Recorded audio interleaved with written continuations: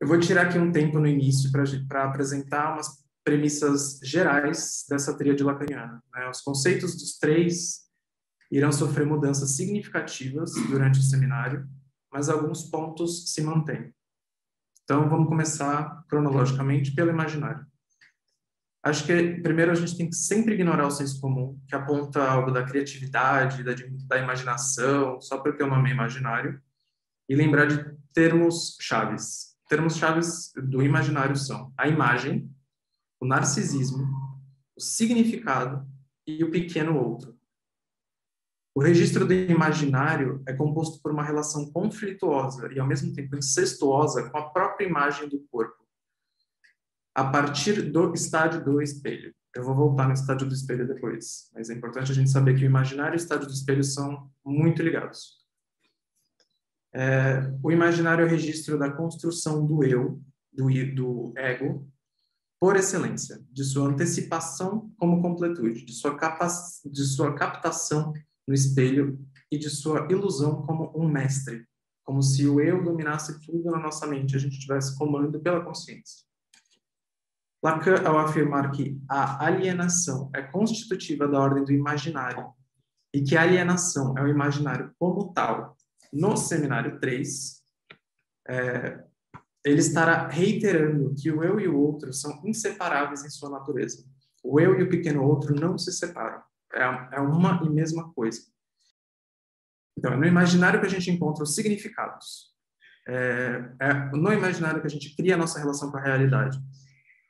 E a questão que Lacan postula na sua clínica do simbólico é como apaziguar essas tensões narcísicas que vêm do imaginário, como domesticá-lo pelo registro do simbólico. Então, para resumir, no imaginário a gente tem os termos imagem, narcisismo, significado e pequeno outro. Tá, para o simbólico, a gente precisa lembrar de outros termos que são a linguagem, a função da fala, o significante, o inconsciente e o grande outro, com O maiúsculo, dessa vez.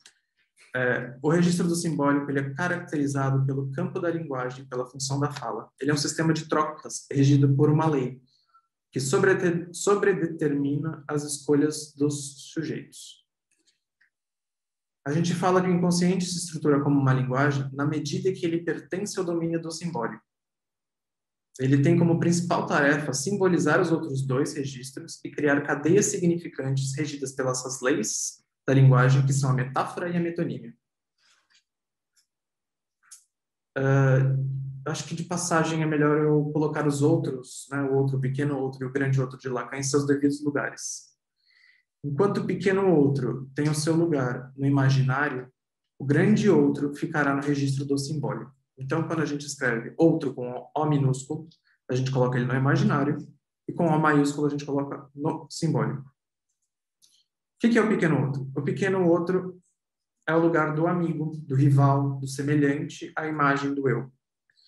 O eu e o outro entram numa luta de reconhecimento mútuo e recíproco. Todo mundo quer se reconhecer no outro, e o outro quer reconhecer o eu. Há um desejo de reconhecimento de um pelo outro que se transforma em uma luta mortal, pois eles entram na lógica do ou eu ou você. E um eu nunca vem sozinho. Ele sempre está acompanhado do outro, que se transforma em seu eu ideal. Já o grande outro, com O maiúsculo, pertence à ordem do simbólico. Por quê? Porque todo ser humano que aprende a falar é alienado à linguagem. A gente é efeito da fala, a gente é alienado à linguagem materna.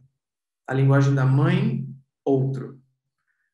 Tem uma brincadeirinha que se você escrever mother em inglês, tem um other dentro de mother. E se você colocar ele em maiúsculo, ele fica certinho, porque fica M maiúsculo, M minúsculo, O maiúsculo e other.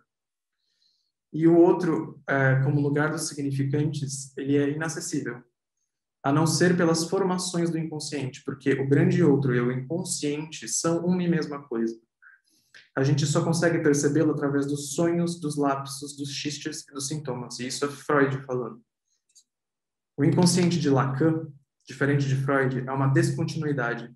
Ele só existe enquanto está na palavra. Ele só existe enquanto está no ato falho, nos lapsos, nos xistes e etc. Ele é volátil e ele é latente. Ele deixa de existir e existe. Ele vai e volta, vai e volta. Então, lembrando, para o simbólico a gente tem as palavras linguagem, significante, inconsciente e grande outro. Sobre o registro do real, no início é bem, assim, pouco comentado, né? Além da sua incapacidade de ser simbolizado. O Lacan diz que a categoria do real é essencial a ser introduzida. Ela não pode ser negligenciada nos textos freudianos. Freud dá a ela esse nome, não, Lacan dá a ela esse nome enquanto ela define um campo diferente do simbólico, ou seja, o real só é conceitualizado como a negativa do simbólico, no começo. O real é aquilo que é prévio da simbolização. Então, antes do simbólico simbolizar os significantes, ele é o real, e também o resto dessa simbolização que não consegue ser integrado na cadeia do significante. Então, quando a gente simboliza, antes é real, depois vira simbólico, e é um restinho sobra de real que a gente não consegue simbolizar. Então, os termos que a gente precisa lembrar para o real são irrepresentável, traumático e gozo.